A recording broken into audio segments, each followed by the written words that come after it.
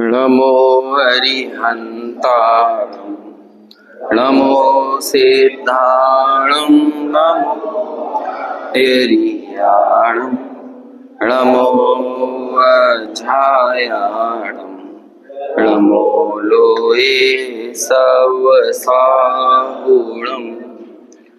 मंगलम भगवान वीरो मंगलम गौतमो गणी मंगलम कुंद कुंदाद्यो जैन धर्मोस्तु मंगलम सर्वमंगल मंगल्यम सर्वकल्याणकारकम प्रधानम सर्वधर्मानां जैनम जयतु साक्षी जैनम जयतु साक्षी वंदित्तु सर्वसिद्धि दोमचलमणो वमं गदिं पत्ते वोच्छामि समय पाहुड नमो सुध केवली भणिनम नमः समय साराय स्वानुभूत्या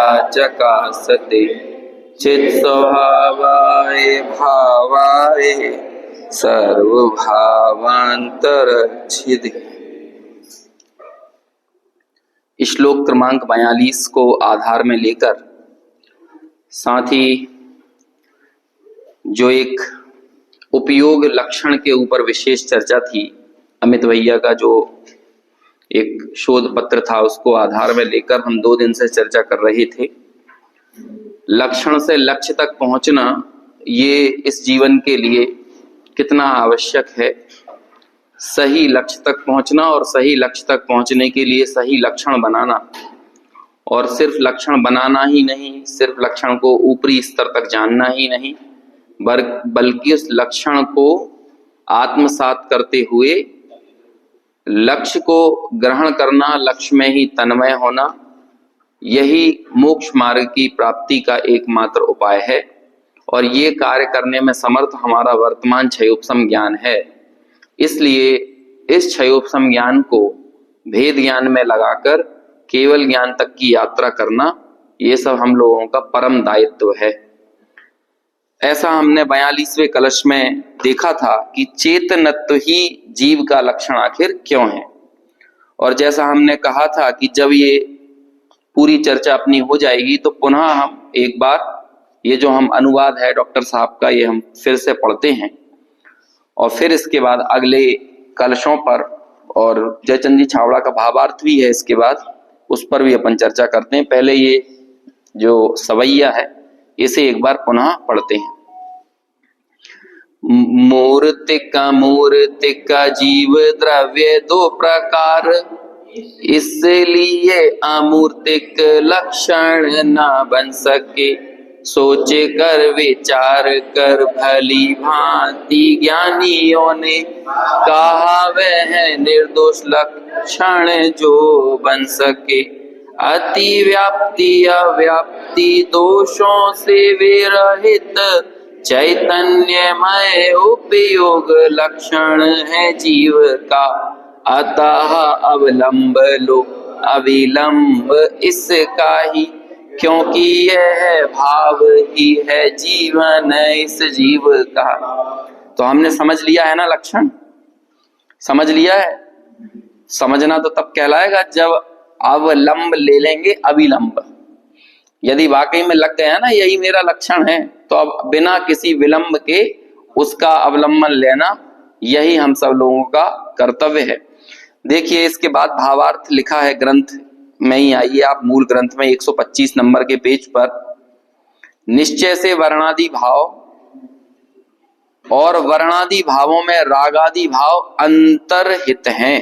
क्या कह रहे हैं? वर्णादि भाव में कौन से भाव अंतर्हित हैं? रागादि भाव। क्यों है अंतर्हित? क्योंकि वो वर्णादि को भावक कहा गया है और भावक के निमित्त से राग रूप भाव्य होते हैं।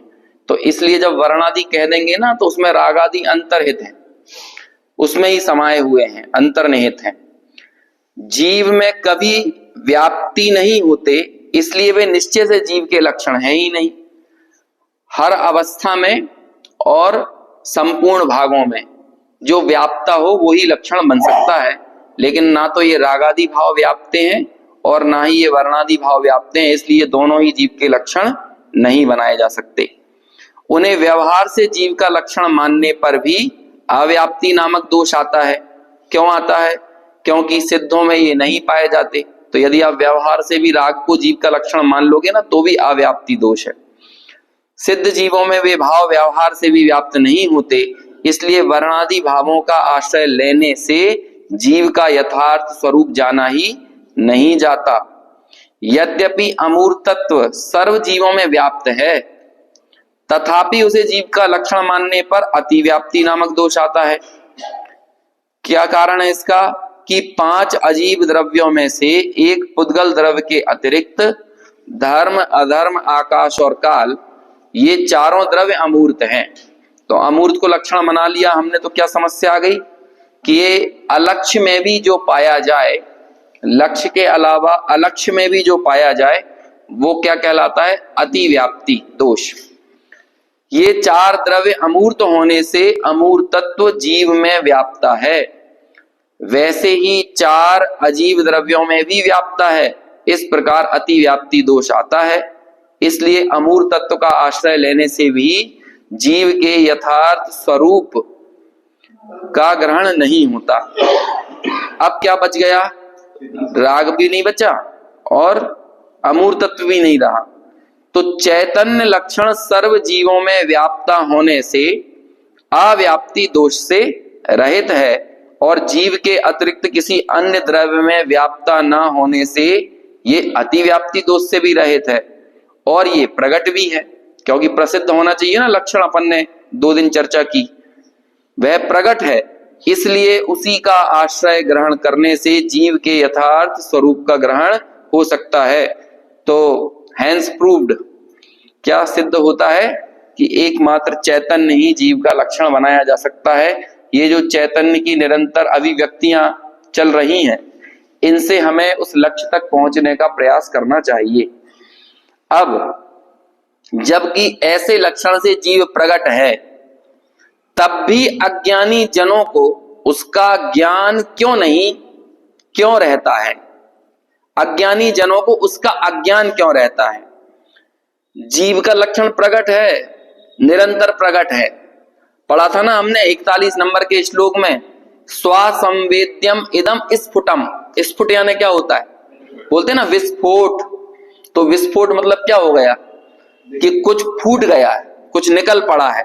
तो ऐसे ही ये स्फोट शब्द जो है ना, एक ग्रंथ है लघु तत्व स्फोट, तत्व का स्फोट किया गया है। काय में? लघु तत्व स्फोट, लेकिन लघु छोटे शब्दों में, हालांकि वो छोटा भी होने के बाद भी बहुत बड़ा है तो भी लोग उसे पढ़ते नहीं है। लघु तत्व ग्रंथ नाम लघु तत्व स्फोट है।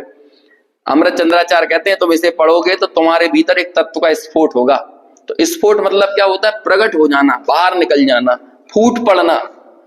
ऐसे ही हमारे भीतर से ये चैतन्य लक्षण चीख रहा है, लेकिन हमें चीखें सुनाई नहीं दे रही हैं। तो ये क्या कहें? एकमात्र चैतन्य ही ज्ञान लक्षण ही चीख रहा है।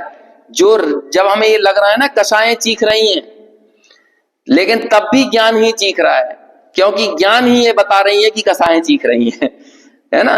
गेय भी जब प्रसिद्ध होता है तो गेयों की प्रसिद्धि भी गेयों की प्रसिद्धि नहीं है, बल्कि वो ज्ञान की प्रसिद्धि है।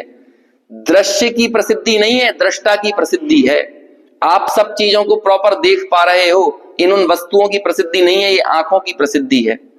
ऐसे ही इस जगत में हमारे निरंतर प्रकट होने वाले रागादि भाव जो हमें लग रहा है संसार अवस्था में निरंतर हमारा पीछा नहीं छोड़ रहे, इन्हें भी यदि कोई सूचित कर रहा है तो राग राग को सूचित नहीं कर रहा, बल्कि ज्ञान राग को सूचित कर रहा है।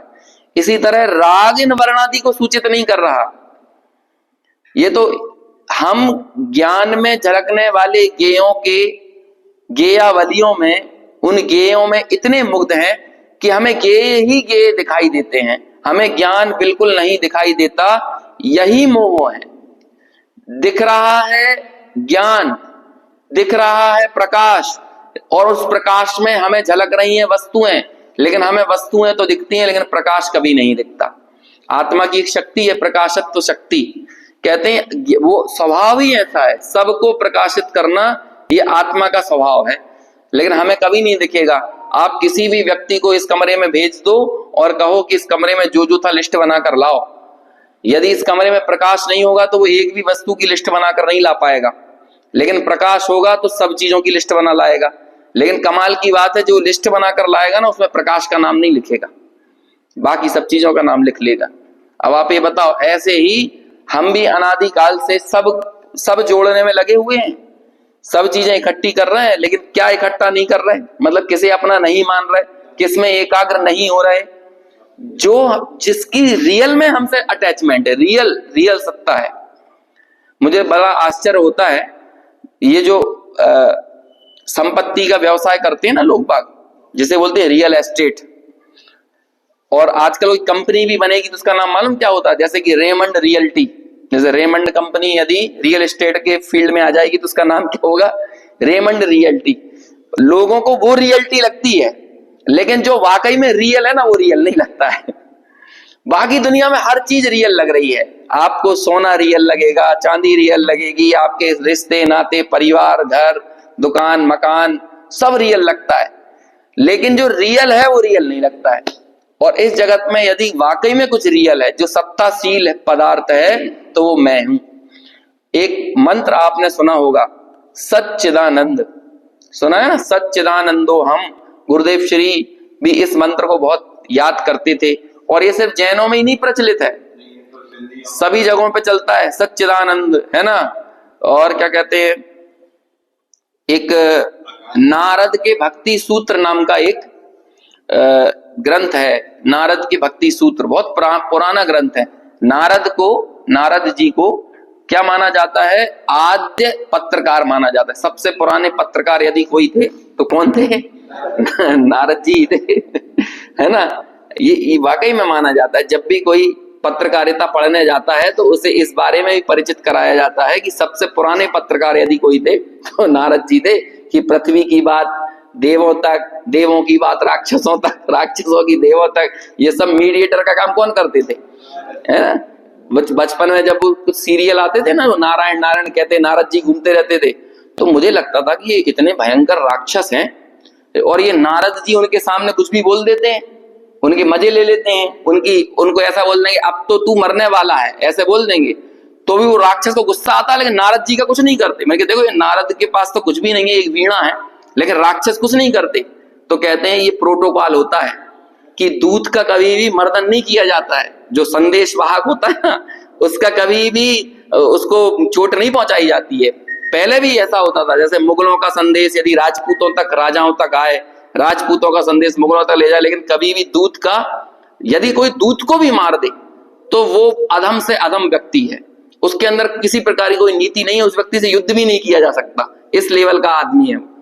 तो इसलिए वो नारद के भक्ति सूत्र में उन्होंने ऑलमोस्ट 84 सूत्र लिखे हैं। अब ये 84 का क्या गणित है कि आचार्य कुंद के भी 84 पाहुड़ है ना, है, और उसकी बहुत कीमत है वहां पे 84 भक्ति सूत्र की। उसका पहला सूत्र है सच्चिदानंदम, है ना। तो फिर उसकी व्याख्या की जाती है, पत्रकारिता कैसी होना चाहिए, तो कहते हैं पत्रकारिता सत्य की होना चाहिए, चित्त की होना चाहिए और आनंद की होना चाहिए, है ना। लेकिन जब इसी सूत्र को हम अपने यहाँ लेकर आते हैं तो सत चिदानंदो हम का मतलब क्या होता है, मैं सत हूं, चित हूं और आनंद हूं। जब हम कहते हैं मैं सत हूं, तो ये सत्ता कह के अस्तित्व की सिद्धि की, मतलब ये कोई काल्पनिक पदार्थ नहीं है, ये सत्ताशील पदार्थ है। और सत कहते ही इसे जगत के अन्य समस्त असत पदार्थों से, असत कल्पनाओं से रहित कर दिया। सत्ता बता दी, महासत्ता बता दी, फिर महासत्ता के बाद आवांतर सत्ता तक आना है, स्वरूप अस्तित्व तक आना है। तो स्वरूप अस्तित्व कैसे पता चलेगा, चित्त यानी होता है ज्ञान। तो जब हमने उसे चित्त बोल दिया ना, तो उसे 5 अजीब द्रव्यों से भिन्न बता दिया। तो पहले में क्या किया, सत कह के उसे सत्ताशील बताया, और चित्त कहकर उसे समस्त अजीब द्रव्यों से भिन्न साबित कर दिया। और फिर अंत में अवस्था है आनंदम, सच्चिदानंदम, आनंदम कह के उसे अन्य जीव द्रव्यों से भिन्न बता दिया कि मेरा जो ज्ञान स्वभाव है ना, मेरा ज्ञान स्वभाव ही मेरे आनंद का कारण है, अन्य जीवों के ज्ञान से मुझे आनंद नहीं होगा। तो पहले उसकी सत्ता सिद्ध की, फिर उसे चित्त कहकर अन्य द्रव्यों से भिन्न किया, और फिर आनंद कहकर उसे अन्य अजीव द्रव्यों से भी भिन्न कर दी, वो अन्य जीव द्रव्यों से भी भिन्न कर दिया। तो इससे बनता है सच्चिदानंदम, मतलब मैं ही मेरे आनंद का कारण हूं, क्योंकि मेरा आनंद तुम्हारे ज्ञान से नहीं आएगा, मेरा आनंद मेरे ही ज्ञान स्वभाव से आएगा। तो ऐसा सूत्र है सच्चिदानंदो हम। समझ में आया? इस मूल सत्ता का पहले सादृश्य अस्तित्व का, और फिर उस सादृश्य अस्तित्व में से स्वरूप अस्तित्व को, और स्वरूप अस्तित्व कहां तक निकालना है? स्वरूप अस्तित्व चित्त तक सीमित नहीं है, बल्कि आनंद तक जाना है उससे, क्योंकि मेरे ज्ञान का संबंध मेरे आनंद से है। इसलिए लिखा है मैं ज्ञानानंद स्वभावी हूं।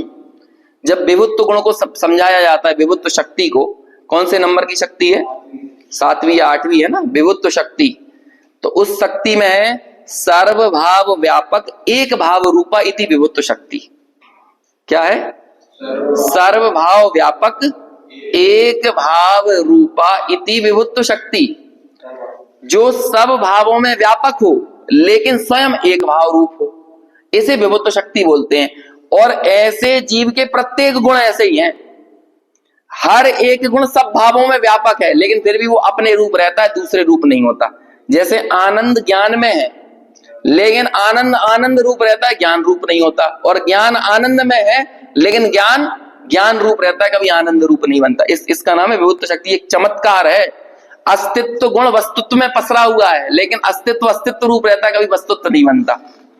बोलो ऐसा थोड़ी इन्होंने सब वर्गीकरण थोड़ी कर लिया अपने भीतर कि अस्तित्व बोलेगा कि मैं आत्मा के इस कोने में रहूंगा, वस्तुत्व तू इस कोने में रहे। ऐसा होता है? द्रव्य तो तू थोड़ा नीचे रहे, है ना, प्रदेश तो तू पीछे रहे, ऐसा कुछ रहता है क्या? 6 के 6 सामान्य गुण और सारे अनंत विशेष गुण पूरे एक दूसरे में पसरे हुए हैं, लेकिन तब भी सब अपने अपने रूप रहते हैं। इसका नाम है विभुत्व शक्ति। तो उन सारे गुणों में से हम 2 गुणों को निकालते हैं। हमने पहले सत्ता सिद्ध कर दी, फिर हमने 2 गुण निकाल लिए। कौन से?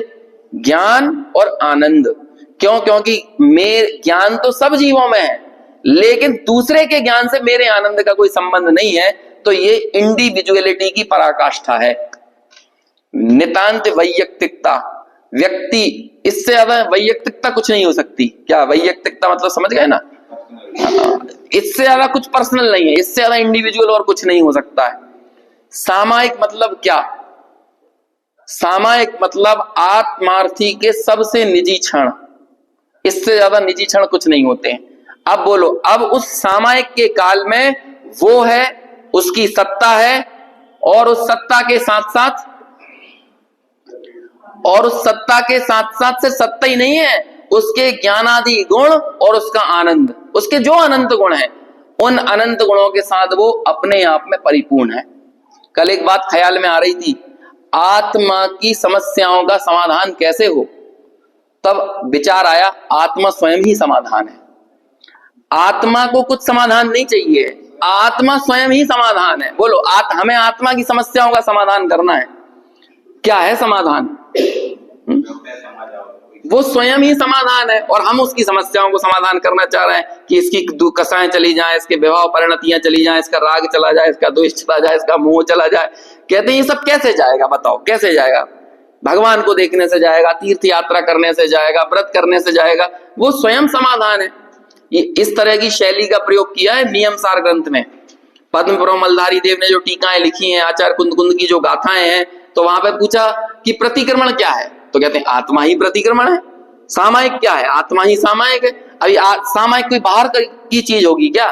अरे वो स्वयं सामायिक है, वो स्वयं प्रतिक्रमण। आत्मा कभी अपने निज गुणों के बाहर नहीं निकलता, स्वयं कभी अतिक्रमण नहीं करता, अपनी मर्यादा को नहीं तोड़ता, तो वो खुद ही प्रतिक्रमण नहीं हो गया।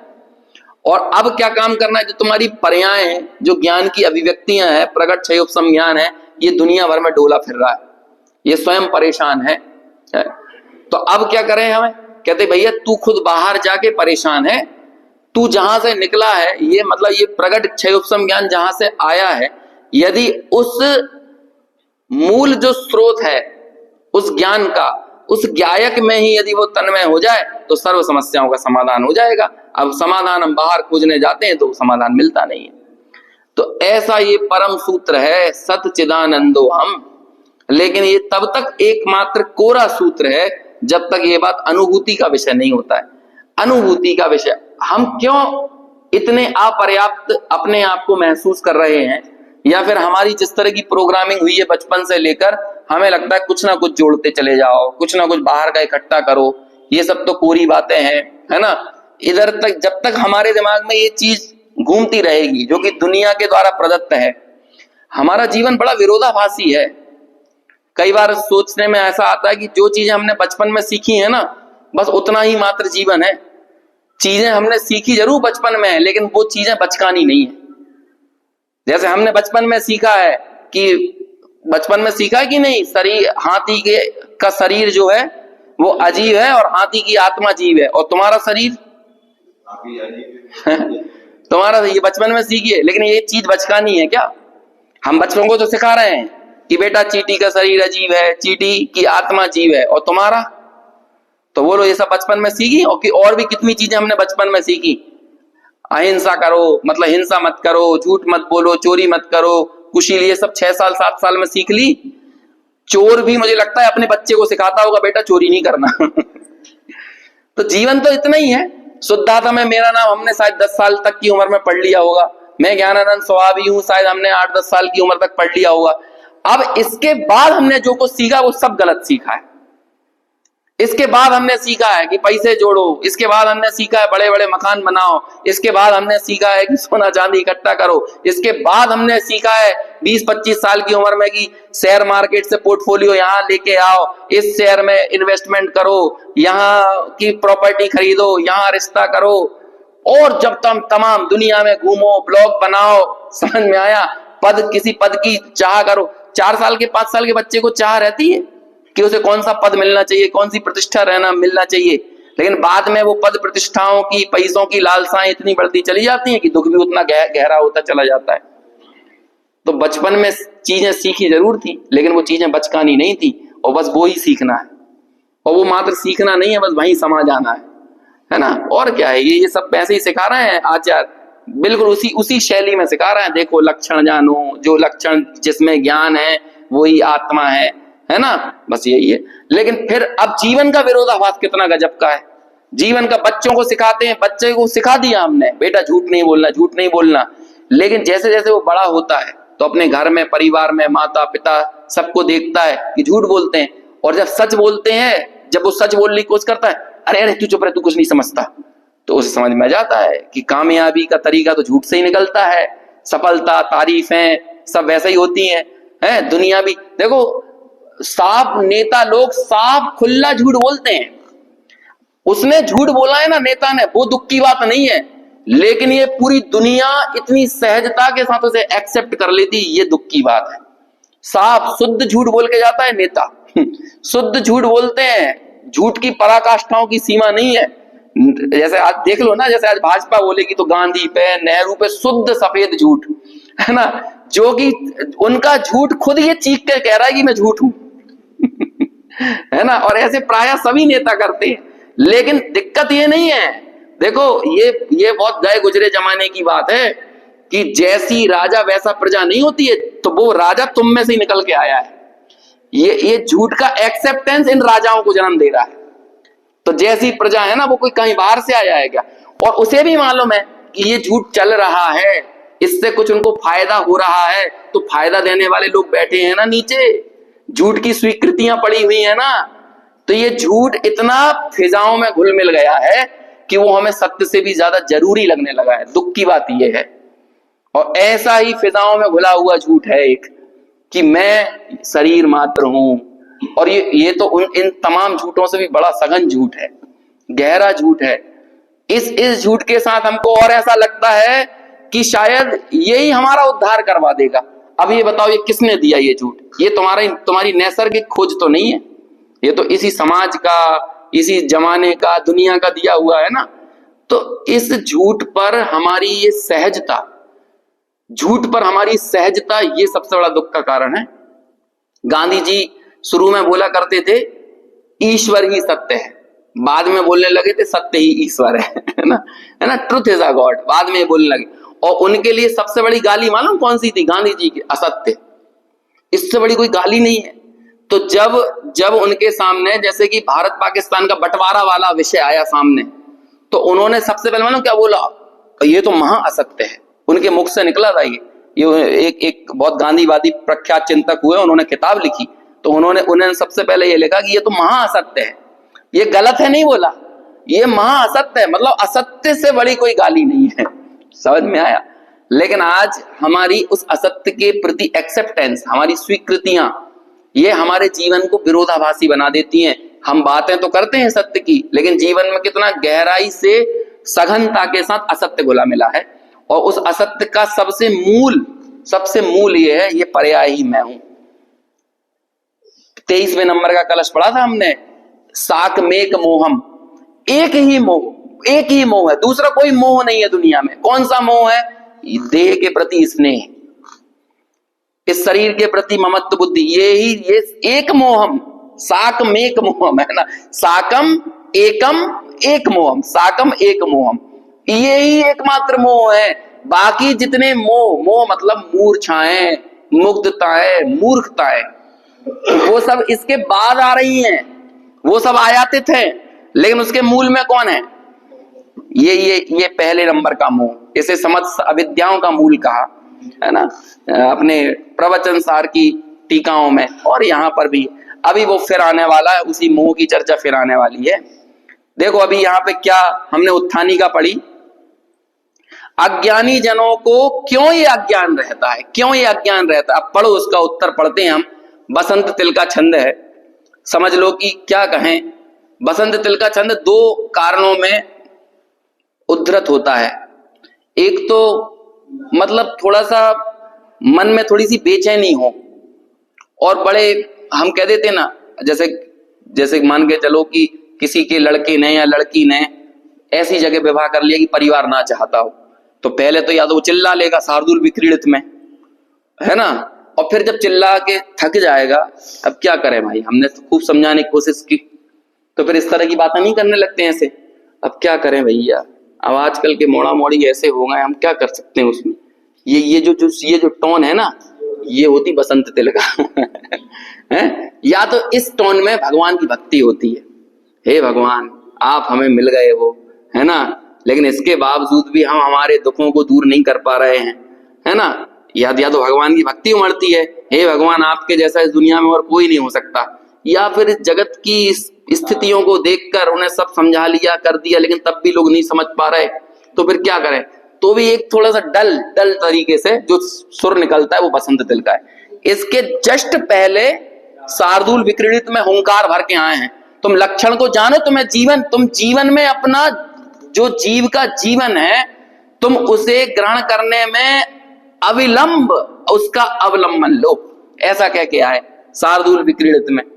अब नहीं समझ में आया इसके बाद भी, अब फिर कोई पूछ रहा है ऐसे, जब इतना ज्यादा स्फुटम, जब वो जीव का लक्षण इतना स्फुट है, तो ये अज्ञानी जनों को ग्रहण क्यों नहीं होता है, क्यों नहीं होता है?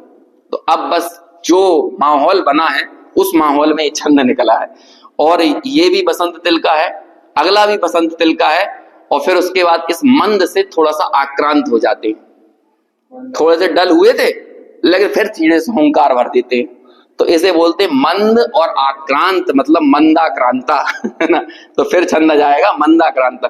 तो कोई भी छंद चुनने में छंद के अंदर जो संदेश है ना, उसके हिसाब से छंद चुना गया है। संदेश, जो संदेश, जिस तरह का संदेश वैसा छंद, है ना। देखो अभी पढ़ते हैं, बिल्कुल भक्ताम्बर वाली राग है। जीवाद जीव मिति लक्षण तो विभिन्नम,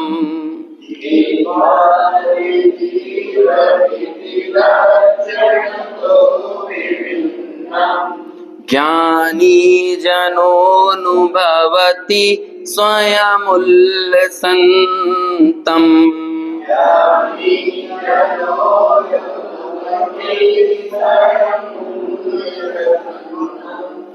अज्ञानिनो निरवधि प्रविजृंभितोऽयम्,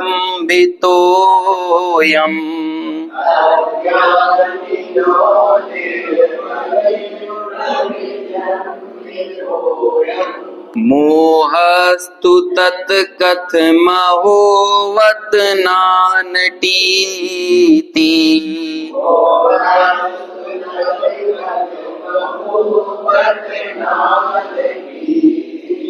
अब ये अनुवाद पढ़िए यहाँ पर। निज लक्षणों की भिन्नता से जीव और अजीव को जब स्वयं से ही ज्ञानी जन भिन्न भिन्न ही हैं जानते। जग में पड़े अज्ञानियों का अमर्यादित मोह यह, अरे तब भी नाचता क्यों, खेद है आश्चर्य है। देखो क्या कह रहे हैं, जग में जब स्वयं से ही ज्ञानी जन भिन्न भिन्न ही जानते। किसको? निज लक्षणों से जीव को और अजीव को भिन्न भिन्न जानते हैं। कौन? ज्ञानी जन। लक्षण से समझ गए ना। लेकिन जग में पड़े अज्ञानियों का अमर्यादित मोह, ये हमें समझ में नहीं आता ये कब जाके खत्म होगा, कितना अमर्यादित है। कोई तो पॉइंट चुन लो, कहीं जाके तो रुको, कहीं तो ठहरो। थुक पिट रहे हो तो भी वही काम करे जा रहे हो, ठुके पिटे जा रहे हो। समझ में आ रहा है कि नहीं? वही गलती करे जा रहे हो। उसी दरवाजे पर जाते हो जहां से ठोकर खा के आते हो, फिर वहीं चले जाओगे, फिर वहीं चले जाओ। कितना जलील होना है, कितना और दुख सहना है। कोई तो एक सीमा अपनी तय कर लो कि हाँ अब मैं नहीं जाऊंगा। वो एक भजन बना ना, अब लौट कर निगोद में कभी जाऊंगा नहीं, ऐसा भी एक भजन आया ना, आजकल चलता है। तो ये एक संकल्प है अपना कि भाई अब मुझे नहीं जाना निगोद। अब कोई जगह जाके तो कोई पॉइंट तो तय कर लो कि नहीं अभी फिर वापस वहीं रिटर्न, जिस गलती से आए फिर वहीं रिटर्न, फिर वहीं रिटर्न। कैसा मर्यादित मोह है। अब क्या करें? अरे तब भी नाचता क्यों, खेद है आश्चर्य है। क्यों ये मोह नाचा जा रहा है? ये ठुक पिट रहा है, फिर जलील हो रहा है, फिर दुखों को उठा रहा है, लेकिन फिर वही काम कर रहा है। कैसा गजब का मोह है, कैसा गजब का मोह है। समझ में? तो क्या बोल रहा है? खेद है आश्चर्य है। अभी वो लोग ज्ञानियों को, ये छठवें गुण, सातवें गुण, छठे सातवें गुण स्थानवर्ती मुनिराज, वो खेद जता रहे हैं। उन्हें क्या जरूरत है, उन्हें तो समझ में आ गया ना। लेकिन वास्तव में मोह ही नाच रहा है। राग द्वेष में चारित्र मोह है और मोह में दर्शन मोह है। ये मेरा पुत्र, ये मेरी पत्नी, ये मेरा मित्र, ये मेरा शत्रु, ये दर्शन मोह है। अब ये मेरा शत्रु, इसलिए मुझे इससे क्रोध करना चाहिए, द्वेष करना चाहिए, इसका बुरा सोचना चाहिए, ये मेरा प्रतिकूल है, ये चारित्र मोह है। ये मेरा बेटा, ये मेरी पत्नी है, ये दर्शन मोह है। और इसके लिए मुझे पैसा जोड़ना चाहिए, इसका मुझे भला करना चाहिए। ये जब आ जाए तो इसके लिए मुझे न्याय अन्याय नीति अनीति सब भूल जाना चाहिए। ये सब चारित्र मोह है। तो दर्शन मोह नाच रहा है या चारित्र मोह नाच रहा है? सब जगह वही नाच रहा है। आपको लगता होगा कि बारात चल रही है और बाराती नाच रहे हैं। पहले मोह नाचता है, फिर बाराती नाचते हैं। समझ में आया ना? महिला संगीत में भी दूल्हा दुल्हन बाद में नाचते हैं, पहले उनका मोह नाच रहा होता है।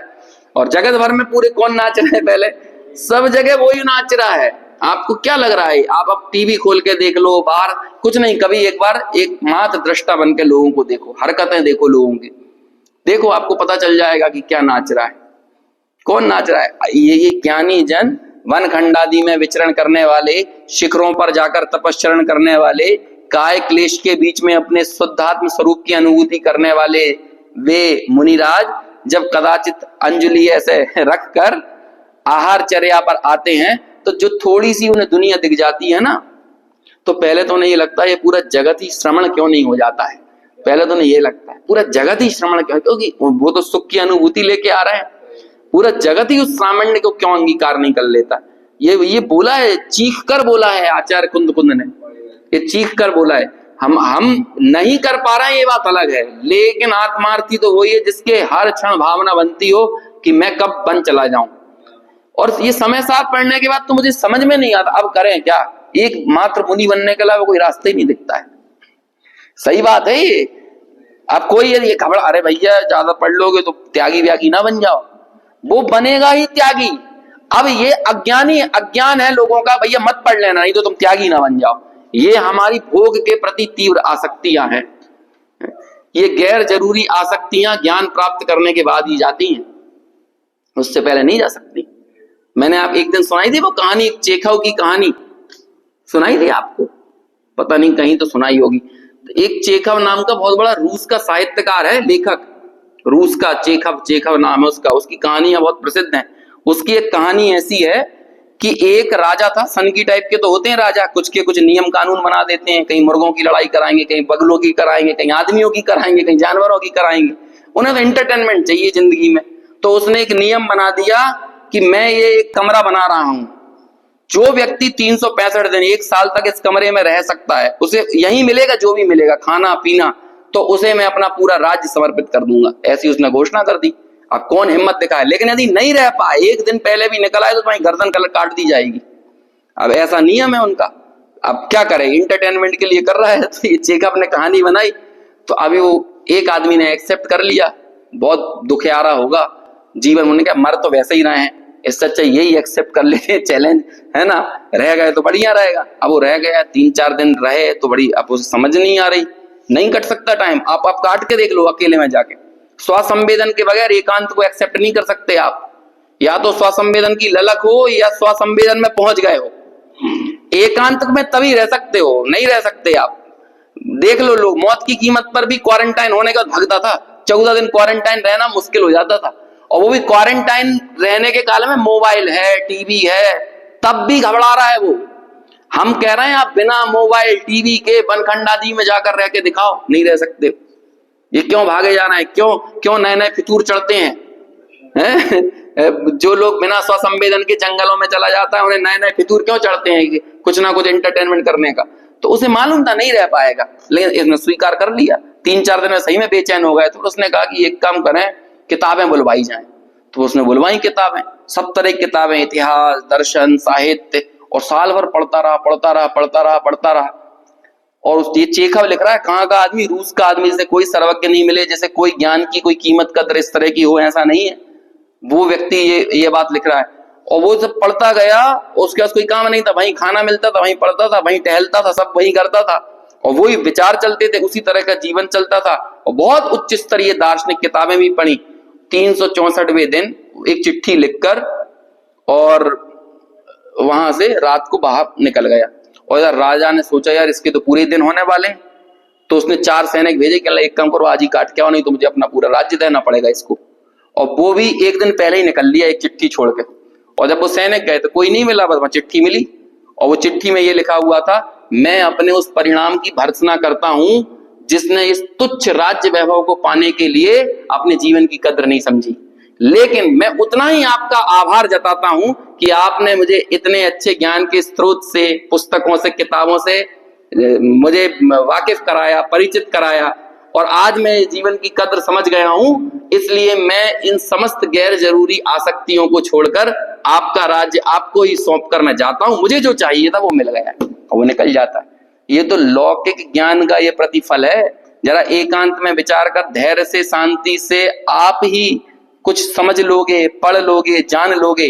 भगवती आराधना में जो समाधि का शास्त्र है, उसमें मालूम, कंठ गदे ही पाणे हिम, ऐसी गाथा आती है, हलक में जान आ जाए लेकिन साधुना आगम दो कादव, वो ऐसी करके गाथा है। साधु को आगम का ही सेवन करना चाहिए, कंठ में प्राण आ जाए, हलक में जान आ जाए। जिस दिन गुरुदेव श्री की मृत्यु हुई थी ना, उसके 6 घंटे पहले तक स्वाध्याय कर रहे थे। आप सोच लो, 6 घंटे पहले तक डॉक्टर साहब सुनाते हैं ये बात। क्या करेगा, एक ही काम है, ज्ञान ध्यान तपो रखता तपस्वी सा प्रशस्यते, या तो ध्यान में है या ज्ञान में है, या ज्ञान में है या ध्यान में है। ज्ञान ध्यान में जाने के लिए विवश कर रहा है, और ध्यान में उसी ज्ञान का चिंतन चल रहा है, घोलन चल रहा है, अनुभूति का प्रयास चल रहा है। ऐसी ये गैर जरूरी आसक्तियां अपने आप पलायन कर जाती हैं। लेकिन यदि ये नहीं कर पा रही हैं तो आचार्य कहते हैं क्यों, मोह नाच रहा है, और क्या कर रहा है। एक बार उस मोह को अपने ज्ञान में जीता जागता हुआ, झलकता हुआ देख लो, उस दिन मोह टिकने वाला नहीं है। सब जगह दर्शन मोह नाच रहा है अथवा चारित्र मोह नाच रहा है। बहुत अच्छे शब्द हैं, जीवाद अजीवम इति लक्षण तो विभिन्नम। जीव और अजीव ये लक्षणों से भिन्न भिन्न है। ज्ञानी जनो अनुभवती, ज्ञानी लोग इसका अनुभव करते हैं, और क्या करते हैं, स्वयं उल्लसंतम, ये वाला शब्द देखो कितना अच्छा है। जब वो अनुभव करते हैं तो स्वयं स्वयं उल्लसित होते हैं, स्वयं नाचते हैं, स्वयं उत्साहित होते हैं, मजे करते हैं, आनंदित होते हैं। समझ में आया? एक व्यक्ति देखो, इस पूरे जगत को सबसे ज्यादा असहज कौन करता है? सबसे ज्यादा असहज कौन है? यदि पूरे जगत ने असत्य को ही स्वीकृति दे दी हो तो जो सत्यवान व्यक्ति होगा वो सबसे ज्यादा इस जगत को असहज कर देता है। लेकिन वो एक सत्यवान व्यक्ति ये भी साबित कर देता है पूरे जगत के सामने कि तुम सब लोग तुम सबको अपराध बोध से भर देता है, एक सत्य को अपनाकर। तो फिर दुनिया के पास एक ही उपाय बचता है, वो अपने अपराध बोध को कम करने के लिए उसको मार डालते हैं। ये हुआ ना, ये गांधी जी को मार दिया, उससे पहले के चले जाओ तो बड़े सुकरात को मार दिया। सुकरात जो यूरोप का इकलौता सबसे विद्वान आदमी था, है ना। एक हिंदी के साहित्यकार ने लिखा कि मनुष्यता तो उस दिन ही मर गई थी जिस दिन सुकरात को गोली मारी गई थी, है ना। एक जॉर्ज बर्नार्ड शॉ हुए, जॉर्ज बर्नार्ड शॉ, है ना। जब गांधी जी को गोली मारी गई तो जॉर्ज बर्नार्ड शॉ अमेरिका के बहुत बड़े चिंतक हैं, तो उन्होंने जब गांधी जी को गोली लगी तो उन्होंने ये टिप्पणी की, इस गोली से हमें ये पता चलता है कि मनुष्यता कितनी ज्यादा, क्या कहें, बहुत अच्छा उन्होंने एक शब्द प्रयोग किया, मनुष्यता अभी कितनी ज्यादा गंदगियों से भरी हुई है। मतलब वो अपने आप को बेहतर बनाने की किसी कोशिश में नहीं लगी हुई है, वो इसी गंदगी के साथ जीते रहना चाहती है। ऐसे ही एक ज्ञानी पुरुष खड़ा होता है ना, तो अब क्या करें, उस ज्ञानी के पास तक तो आ पाना बड़ा मुश्किल होता है, तो झूठे आरोप मढ़े जाते हैं और सब पे मढ़े गए हैं। अभी जैसे गुरुदेव की एक ऐसी रील निकली, किसी ने कहते हैं कि ये मंदिरों में पंखे कभी नहीं हुआ करते थे, कह लगे ये कांजी पंथियों के द्वारा पंखे और एसी और कूलर आए। कहते हैं एक बार वो सोनगढ़ में चले जाओ, वो 45 साल हो गए वहां, तो आज भी पंखे नहीं आए, और तुम किस तरह की झूठे आरोप लगा रहे हो। क्या कि तुम आचरण में और ज्ञान में और अनुभूतियों में तो उनकी बराबरी कर नहीं पा रहे। अनुभूतियां तो गहरे, अब लोग समय सार भी खुन्नस में पड़ रहे हैं। क्योंकि क्या करें, कोरा आदर्शवादी हो जाता है व्यक्ति जब वो परास्त होने लगता है। जो एकदम हारने लगे तो कोरा आदर्श कब झाड़ने लगेगा? जब वो हारने लगे तो फिर वो बोलने लगता है, लेकिन वो हार रहा है इसलिए कोरा आदर्श बोल रहा है, वो आदर्श को अपना नहीं रहा है। ऐसे ही हमारे पास एकमात्र उपाय बचता है कि जितने व्यक्ति उस सत्य की स्वीकृति कर गए हैं, या तो उन्हें रास्ते से मिटा दो, एक तो ये उपाय है, या वैसे बन जाओ। अब वैसे बन जाना तो बहुत कठिन होता है, तो सबसे आसान तरीका क्या बचता है, उसे रास्ते से हटा दो। कहते हैं भैया ये स्वयं उल्लसित हो रहे हैं, पूरी दुनिया को दर्पण दिखा दिया। तुम अपनी प्रसन्नताएं देख लो, तुम्हारी प्रसन्नताएं तो दूसरों की गुलाम है, हमारी खुशी का रिमोट कंट्रोल दूसरों के पास है। एक आदमी हमारे सामने आ गया, आज आपने बहुत अच्छा प्रवचन कर दिया, हम प्रसन्न हो गए, तो रिमोट कंट्रोल किसके पास था, तुम्हारे पास कि उनके पास? और आज तो पता नहीं क्या क्या बोले जा रहे थे, आपको समझ में ही नहीं आया, थोड़ा आसान करो, हमारे हिसाब की बातें किया करो। तो लगा कि अरे यार पता नहीं कैसे इनकी बुद्धि खराब ही है, हम तो अच्छा ही बोल रहे होंगे, है ना, इनका ही दिमाग खराब है। तो हम अपने आप में ही अपने आप को सांत्वना देने लगे। तो मेरा रिमोट कंट्रोल तो दूसरों के पास है, दूसरा मेरे घर की तारीफ कर दे, मेरी तारीफ कर दे, मेरे पद की, पैसे की, प्रतिष्ठा की, हम प्रसन्न हो जाते हैं। लेकिन स्वयं उल्लसंतम, ये शब्द इसलिए महत्वपूर्ण है, ये स्वयं भेद विज्ञान किया है ना, तो स्वयं से उल्लसित हो रहे हैं। तो वे तो अपने ज्ञायक भाव के कारण नाच रहे हैं और हम सब मोह में नाच रहे हैं, है ना। ऐसा कहते हैं अज्ञानिनो निरवधि, और जगत के जितने अज्ञानी जन है ये निरवधि मतलब होता है हमारी आदत कोई अवधि नहीं है। हम लोग अपनी एक्सपायरी डेट तो बता दें मोह की, कब तक और मोही बने रहना है। एक्सपायरी डेट लिख दो, 5 साल और 3 साल और 4 साल और 10 साल और 15 साल, 70 साल की उम्र में कर लेंगे, 75 में कर लेंगे, बताओ। हालांकि गारंटी नहीं है कि 75 का जीने का मौका मिल जाए, 65 मिल जाए। तो आचार्य कह रहे हैं ये कैसा निरवधि है भैया, अनंत काल से तो भोगे जा रहा है, ठुक पिट रहा है, वही काम फिर भी बारंबार किया जा रहा है। निरवधि प्रविजृंभितोयम, ये कितना अमर्याद, ऐसा ये मोह है, इसका मतलब अमर्याद रूप से फैला हुआ। प्रव्रजंत, ये लिखा ना सबने, प्रविजृंभितो मतलब पसरा हुआ है, अमर्याद पसरा हुआ है, इतना फैला हुआ, अनादि काल की पर्यायें बदलती जा रही हैं लेकिन मोह पसरा हुआ है। मोहस्तु, ये कौन है? मोह ही है। तत् कथम अहोवत नान टीति, नान टीति यानी नाच रहा है। ये मोह ही हमारी सर्व क्रियाओं में, हमारी मान्यताओं में, हमारी उधेड़बुन में, हमारी कल्पनाओं में एकमात्र मोह नाच रहा है। और इस मोह के नाचने के कारण जो स्फुटम, जो ज्ञान लक्षण निरंतर स्फुट है, उस लक्षण से हम लक्ष्य तक नहीं पहुंच रहे हैं। ये कितने खेद की बात है, और अकेले खेद की बात नहीं है, आश्चर्य की भी बात है ना। और इसकी चर्चा कल करेंगे।